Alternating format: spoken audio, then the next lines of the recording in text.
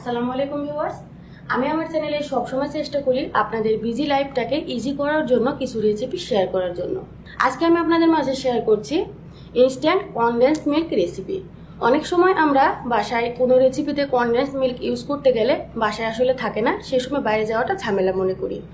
সেই সময় আপনারা কিভাবে খুবই ইজিভাবে মানসম্মত কনডেন্সড মিল্ক তৈরি করতে পারবেন এবং 5 মিনিটে, সেটাই শেয়ার করছি। তো চলুন শুরু করি। প্রথমে একটা পাত্রের মধ্যে আমি 1 কাপ পরিমাণ পাউডার দুধ নিয়ে নিচ্ছি। এর মধ্যে দিয়ে দিচ্ছি আইসিং সুগার 1/2 কাপ, কর্নফ্লাওয়ার লাগবে 2 টেবিল চামচ, আর লাগছে বেকিং সোডা 1/4 চা চামচ।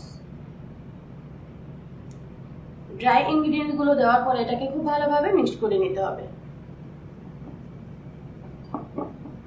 কর্নফ্লাওয়ার, মিল্ক পাউডার, আইসিং সুগারের কোনো যেন দলা না থাকে ভিতরে, সেভাবে আপনারা 1 থেকে 1.5 মিনিট এভাবে খুব ভালোভাবে এগুলোকে নেড়ে চেড়ে দলাগুলোকে ভেঙে নেবেন।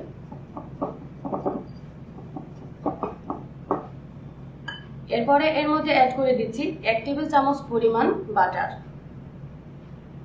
ফ্রিজে থাকলে অবশ্য বাইরে আগে থেকে বের করে গলিয়ে নেবেন।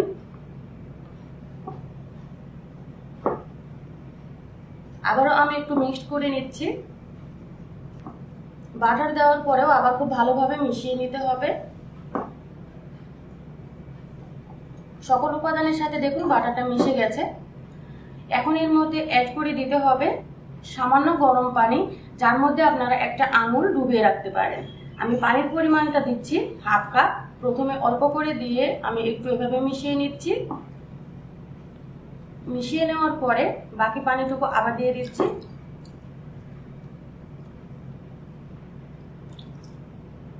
এবারে খুব ভালোভাবে মিক্স করে নিতে হবে। প্রায় 2 মিনিটের মতো এভাবে মিক্স করে নিতে হবে। সকল উপাদান যেন খুব ভালোভাবে একসাথে মিলে যায়। ভালোভাবে মিশিয়ে নেওয়ার পরে এইরকম স্মুথ হয়ে যাবে।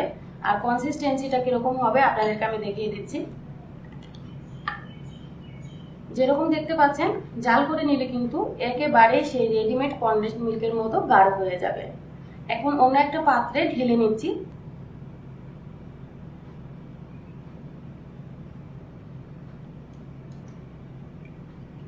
মিডিয়াম ফ্লেমে চুলাটা জ্বালিয়ে দিয়ে আমি পাত্রের মধ্যে যে বেটারটাকে ঢেলে নিয়েছি সেটা চুলার উপরে দিয়ে দিয়েছি, আর একটা স্প্যাচুলা দিয়ে নেড়ে চেড়ে দিচ্ছি। এটা কিন্তু অনবরত নাড়তে হবে।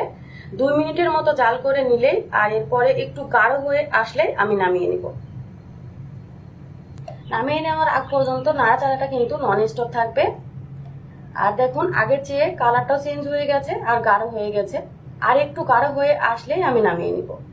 তৈরি হয়ে গেল আমার ইনস্ট্যান্ট কনডেন্সড মিল্ক রেসিপি। এখন আপনারা যে কোনো রেসিপিতে এটা ইউজ করতে পারবেন, কোনো সমস্যা নেই। আর স্বাদটা কিন্তু খুবই সুন্দর, বাইরে সে রেডিমেড কনডেন্সড মিল্কের মতোই, আর 100% মানসম্মত। আপনারা যদি এর চেয়ে আরো একটু গাঢ় করতে চান তাহলে 20 মিনিটের মতো রেস্টে রেখে দিলে আশা করি গাঢ় হয়ে যাবে। দেখুন ভিউয়ার্স, রেখে দেওয়ার পরের কনসিস্টেন্সিটা এরকম হয়েছে।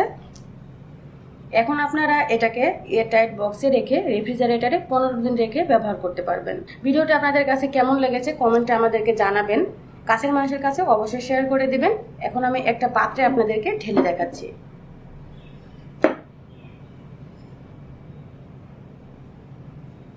তো ভিউয়ার্স, আজকে এ পর্যন্তই। আপনারা সবাই খুব ভালো থাকবেন। আগামী ভিডিও দেখার আমন্ত্রণ জানিয়ে এখানে শেষ করছি। আল্লাহ হাফেজ।